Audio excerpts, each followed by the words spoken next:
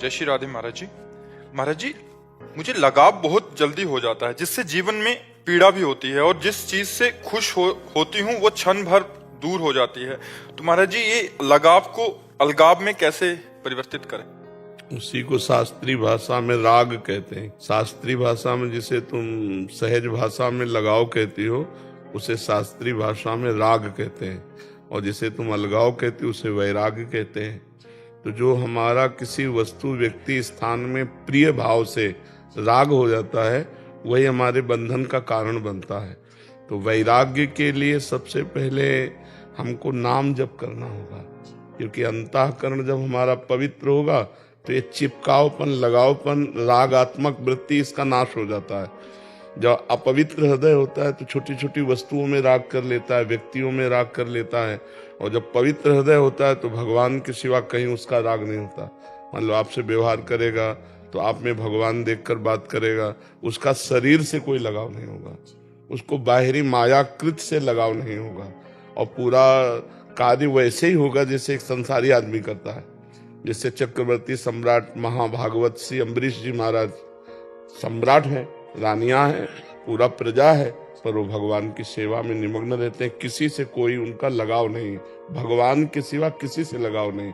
जैसे मीरा जी, उनका भी ब्याह हुआ, राणा जी के साथ हुआ, पूरा परिवार है, लेकिन लगाव कहीं नहीं है। मेरे तो गिरधर गोपाल दूसरो न कोई, जाके सिर मोर मुकुट मेरो पति सोई। भगवान के सिवा किसी से लगाव न रहना, ये पवित्र हृदय का लक्षण है। और जरा जरा सी वस्तु, व्यक्ति, स्थान में लगाव हो जाना, ये अपवित्र हृदय का लक्षण है। तो सबसे परम पवित्र कर मंगलानाम मंगलेभ्योपि पावनेभ्योपि पावनम, हरे नाम, जो भगवान का नाम है, मंगल का भी मंगल करने वाला, पावन को भी पावन करने वाला है। इसलिए जो नाम आपको प्रिय हो या जो संत गुरुदेव से प्राप्त हो, उसे खूब नाम जप करो, पवित्र आचरण रखो, तो हृदय पवित्र होगा, लगाव कम होता चला जाए, अच्छा ही नहीं लगेगा। एक स्थिति आती है फिर अच्छा नहीं लगता। जैसे मल से कोई लगाव होता है क्या? हम उपेक्षा पूर्वक उसका त्याग करते हैं। जैसे वमन से कोई लगाव होता है क्या? बिल्कुल लगाव नहीं होगा। तो शास्त्रों में आया है कि संतों ने संसार के भोगों को मलवत त्याग दिया, बमनवत त्याग दिया। रमा विलास राम अनुरागी, तजत बमन जिम जन बड़भागी। लक्ष्मी के वैभव विलास, माया के वैभव विलास को बड़भागी भक्त जन वमन के समान त्याग दिया। वमन का मतलब समझते ना, उल्टी, घृणास्पद भाव से त्याग दिया। हम छोटी छोटी वस्तु, व्यक्ति, स्थान में लगाव कर रहे हैं, क्योंकि हमारा हृदय अभी भगवान से विमुख है, अभी भगवदानंद का अनुभव नहीं हुआ। इसलिए खूब नाम जप कीजिए। प्रभु जी, हमारा लगाव की वजह से हमने ऐसा कहते हैं दया ही करना सब कुछ है, क्या दया ही दुख का कारण बनता है? नहीं, वैसे हम आपको एक सिद्धांत बताते हैं। यहाँ कोई किसी से लगाव नहीं रखता। हमारी बात सुनो। संपत्ति, रूप, अपना कोई स्वार्थ, अपनी कोई कामना की पूर्ति, और जिस दिन आपसे अच्छा कोई मिल गया तो आपको छोड़ देगा, उससे अच्छा मिल गया वो तीसरे को पकड़ लेगा। ये संसार का नियम है ऐसा। यहाँ कोई किसी से प्यार नहीं करता। प्यार तो सिर्फ भगवान करते हैं। प्यार का मतलब है हम अवगुणी हैं, हम अधम हैं, हम नीच हैं, हम अच्छे नहीं, फिर भी हमें कोई प्यार करे, तो वो तो सिर्फ भगवान करते हैं। यहाँ तो हमारे अनुकूल हो आप जब तक, तब तक आपसे प्यार, और आपसे बढ़कर कोई अनुकूल मिल गया फिर आपसे कोई मतलब नहीं रह जाएगा। तो इस संसार के अगर इस झूठे खेल को समझ जाए तो जीवन सार्थक हो जाए। हम सच्चे भगवान से प्यार कर लें, लेकिन भगवान से प्यार करना कठिन है, क्योंकि वो दिखाई नहीं देते। लेकिन भगवान से प्यार हो जाए तो जीवन सार्थक हो जाए। यहाँ सच्ची मानिए कुछ नहीं सार है। वो एक भ्रम बैठा, मलिनता बैठी, तो लगता है कि हमें कोई प्यार करे। यहाँ संसार में यहाँ कोई प्यार नहीं करता। यहाँ एक वर्ष प्यार किया, दूसरे वर्ष डिवोर्स हो गया, ऐसे भी तो हो रहे केस, नहीं हो रहे? यहाँ क्या प्यार है? कम से कम प्यार का मतलब इतना तो हो कि दो साथी हैं तो एक दूसरे के दुख सुख की बात समझे, एक दूसरे को क्षमा करे, एक दूसरे के काम आवे। लेकिन ऐसा प्यार कहीं बिरला कोई करता हो तो हमें नहीं पता। स्वार्थ वाला प्यार तो सब करते हैं, जबकि आप बिल्कुल उससे प्यार कर रहे हो यथावत, तो भी वो आपको नहीं स्वीकार करेगा। ये संसार का नियम है, ये नियम है। यहाँ के प्यार का यही परिणाम है। इसीलिए सावधान हो जाओ, भगवान की शरण में हो जाओ और भगवान से कहो कि या तो आप प्यार करो या आप भेजो। फिर उनका भेजा जो जन होगा वो एक अलग बात होगी। हम संसार के बहाव में ना बह जाए, नहीं तो जीवन व्यर्थ नष्ट हो जाएगा। जी संदीप जी महाराष्ट्र से। राधे राधे। जी महाराज जी आपके चरणों में कोटि कोटि प्रणाम। महाराज जी आपके श्रीमुख से बहुत बार सुना है ब्रह्म ज्ञान और ब्रह्म तत्व, परंतु मुझे ये समझना है कि ये क्या होता है, ये कैसे प्राप्त होता है। हाँ, गांव में किसी को एक कील दिखाई जाए और कहा जाए जिस धातु से कील बनी है इसी धातु का एक मकान उड़ता है आकाश में, तो उसको कैसे समझ में आएगा? समझ रहे हो ना? और जब उसे हवाई जहाज दिखाया जाए, हेलीकॉप्टर दिखाया जाए, तो उसकी समझ में आ जाएगी कि नहीं आ जाएगा? जिसने कभी हवाई जहाज नहीं देखा, हेलीकॉप्टर नहीं देखा, वो बताया जाए कि जैसे एक कील है, ऐसे ही धातु का बना हुआ एक मकान उड़ता है जिसमें 100-200 लोग बैठे रहते हैं। वो कील उछाल के देखेगा नीचे आ जाएगी तो कहेगा पागल बनाते हो क्या? लेकिन होता है ना, टोटल धातु का ही तो बना होता है ना, चाहे वो हवाई जहाज हो चाहे वो हेलीकॉप्टर हो। तो अगर उसको ज्ञान नहीं तो कैसे समझ पाएगा? ऐसे ही हम अपने स्वरूप को तो जानते नहीं, तो ब्रह्म को कैसे जान जाएंगे? तुमको इस शरीर में रहते हुए कितने साल हो गए?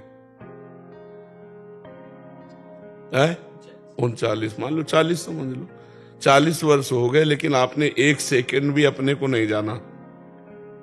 ईमानदारी से बताओ, अगर अपने को जाना तो यही माना, शरीर को ही आत्मा माना, बहुत से बहुत मन को आत्मा माना, जो मन कहे वही हमें करना है, वो कहे ये देखो ये देखना, वो सुनो वो सुनना, वो भोगो भोगना है। लेकिन आपने अपने को कभी नहीं जाना। शरीर आपसे अलग है, मन आपसे अलग है, बुद्धि आपसे अलग है, स्वभाव आपसे अलग है। आप ईश्वर के अंश हो और ये प्रकृति का अंश है। शरीर प्रकृति का अंश है, आप ईश्वर के अंश हो। अंतःकरण सूक्ष्म शरीर ये प्रकृति से बना हुआ, आप परमात्मा के अंश हो। स्वभाव प्रकृति का है, आप परमात्मा के अंश हो। इसी बात को जान लेने को ब्रह्म ज्ञान कहते हैं। जब अपने स्वरूप को जान लिया जाता है तो उसे कहा जाता है ब्रह्म बोध हो गया है, आप ब्रह्म स्वरूप ही हैं। जैसे गंगा की धारा से 1 चम्मच गंगा जल लो तो गंगा, 1 टैंकर लो तो गंगा जल। तो हम लोग भगवान के अंश हैं। चींटी में भी वही ब्रह्म है, आप में भी वही ब्रह्म है, और ब्रह्मा जी में भी वही ब्रह्म है। उसमें कोई अंतर नहीं। उसी को आत्मा कहते हैं, उसी को परमात्मा कहते हैं, उसी को भगवान कहते हैं, उसी को ब्रह्म कहते हैं। आप अपने स्वरूप को भूल गए हो और आप अपने को पुरुष मानकर इस देह से व्यवहार कर रहे हो। इसीलिए लगता है ब्रह्म कोई और है। मैं तो मनुष्य हूं, मैं तो गृहस्थ हूं, ब्रह्म कहाँ हो सकते? तो जितनी बात कही मैं मनुष्य हूं, ये प्रकृति की है। मैं नीच हूं, मैं अधम हूं या उत्तम हूं, ये सब प्रकृति का है। आप तो परमात्मा के अंश है। इसी को जानना ब्रह्म ज्ञान कहते हैं। अभी सुना है, जाना नहीं है। अभी हम आपको सुना रहे हैं, आपने जाना नहीं है। और जिस समय जान लोगे तो ब्रह्मविद ब्रह्म ही भवति। जो ब्रह्म को जान लेता है वो ब्रह्म स्वरूप हो जाता है। सोई जाने जे देह जनाई, और जानत तुम्हें तुम्हें हो जाए, वो ब्रह्ममय हो जाता है। इसी को कहते हैं ब्रह्म। गुरुदेव, मैं एक अध्यापक हूँ, अध्यापन का कार्य करता हूँ, और मेरा अध्यापन का कार्य ईमानदारी से हो और आपका नाम कभी ना छूटे। हाँ बिल्कुल ठीक है। दूसरी बात, मैंने आपको दिल से गुरु माना है जी, और ऐसे ही आपकी आज्ञानुसार आगे से मेरे मृत्यु के आखिरी सेकंड आपका नाम ना छूटे। हाँ, खूब नाम को आप पकड़ो, फिर नाम पकड़ लेगा आपको। पहले साधक को नाम जपने के लिए प्रयास करना पड़ता है, फिर नाम उसे पकड़ लेता है, स्वांतः चलता है, स्वयं चलता है, हृदय से स्वयं नाम चलने लगता है, तब वो एक सिद्ध पुरुष हो जाता है। खूब नाम जप करते रहो, जीवन की सार्थकता यही है। नाम जप करो, खूब नाम जप करो। जी नीरज जी मृत्यु लोक से है? लिखा नीरज जी मृत्यु लोक से। अच्छा, तो स्वर्ग से भी आते हैं क्या श्रोताल? राधे राधे महाराज जी, आपके चरणों में कोटि कोटि प्रणाम। महाराज जी, जो व्यक्ति हर परिस्थिति में प्रसन्न रहता है और मस्त रहता है, जिसको कोई फर्क नहीं पड़ता कि आने वाला कल अच्छा होगा या बुरा, जो भी होगा प्रभु के विधान अनुसार होगा, और अपने इष्ट का नाम जप करता हो, ना कोई इच्छा हो ना कोई खोने का गम हो, वो जीते जी जन्म मरण से मुक्त माना जाता है क्या? बिल्कुल बिल्कुल सही, बिल्कुल सही, यही स्थिति है। पर भगवदाकार वृत्ति होनी चाहिए, शर्त है भगवदाकार वृत्ति होनी चाहिए। बस फिर यही जीवन मुक्तता है।